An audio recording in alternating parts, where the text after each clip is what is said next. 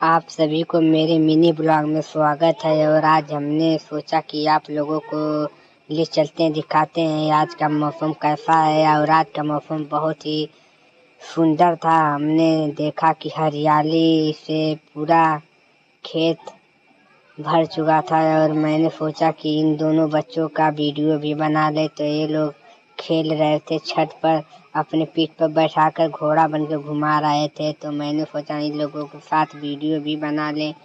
तब तक मैं इन लोगों के साथ वीडियो बना रहा था, तभी छोटा बच्चा ने गिर जाता है और फिर उसने जाता है खेलने के लिए। तो फिर उसके हाथ में घाव लग जाती है तो रोने लगता है। तो मैंने बोला कि दौड़ मत, नहीं तो घाव फिर लग जाएगी। तो बड़ा वाला बच्चे ने हंस रहा था और इसने उस लोहे के पाइप से मार दिया था। तो मैंने फिर अपने दोस्तों के साथ मिनी ब्लॉग को यहीं पर समाप्त करता हूँ। आप लोग सपोर्ट करते रहिएगा गाइस।